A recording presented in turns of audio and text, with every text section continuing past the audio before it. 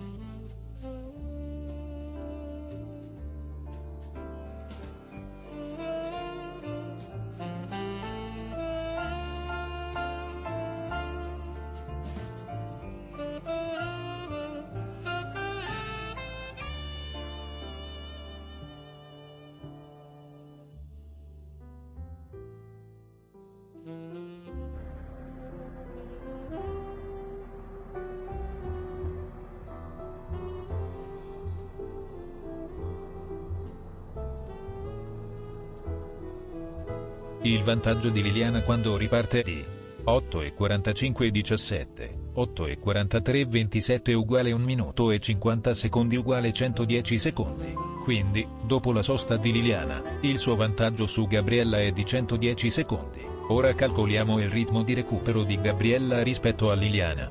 Gabriella recupera 4 secondi ogni 100 metri, perché impiega 18 secondi per percorrere 100 metri mentre Liliana impiega 22 secondi.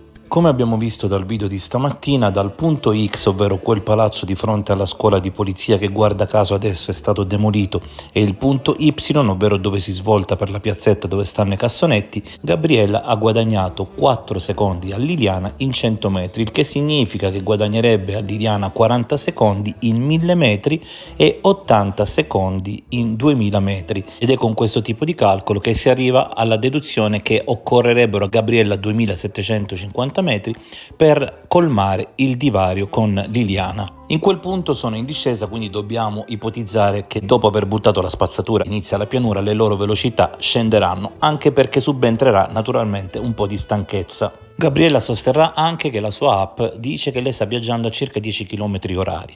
A me personalmente sembra difficile perché 10 km orari già è corsa, però sicuramente il ritmo di entrambe è molto sostenuto. Noi abbiamo sempre detto che Sebastiano in quei minuti non è nella zona di Piazzale Gioberti, ma che poi potrebbe essere dalle parti di Cesare Battisti verso le 9, perché non passa dall'ultima pescheria. Quando Gabriella sostiene che avrebbe dovuto raggiungere Liliana se Liliana fosse stata su quella strada, fornisce paradossalmente un alibi a Sebastiano Visintin. Liliana può essere presa da Sebastiano solo se va verso via Cesare Battisti, ma se va verso via Cesare Battisti, Gabriella la raggiungerebbe. Allora, secondo la ricostruzione di Gabriella, diventerebbe chiaro che Liliana viene presa quindi subito dopo che butta la spazzatura, o in alternativa che prende via San Cirino e va verso l'ingresso del parco. Invece questo mio calcolo dice che dopo 2 km di percorrenza da Piazzale Gioberti, Gabriella sarebbe ancora dietro Liliana di almeno 167 metri, quindi non potrebbe vedere se Liliana sale a bordo di un mezzo, lasciando appunto aperta l'ipotesi che Sebastiano, dopo l'ultima pescheria e prima di quella che salta, prenderebbe a bordo Liliana Resinovic. La procura vuole capire perché è stato affermato che le telecamere della scuola di polizia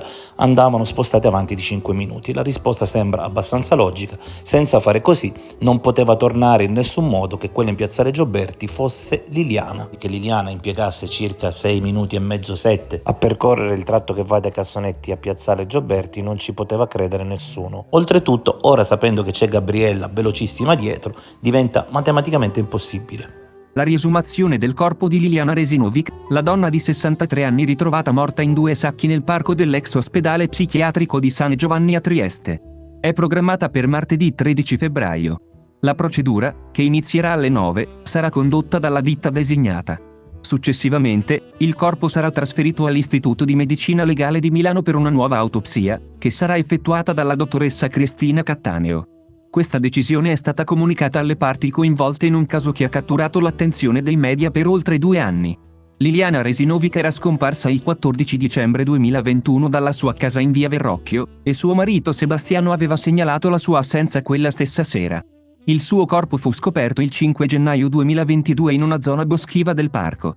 Attualmente, le indagini sul suo omicidio sono ancora in corso, guidate dal pubblico ministero Maddalena Kergia. E a quanto pare bisogna sbrigarsi con gli esami della Cattaneo perché a giugno il procuratore De Nicolò potrebbe andare in pensione. Ehi, non dimenticare di iscriverti a questo canale.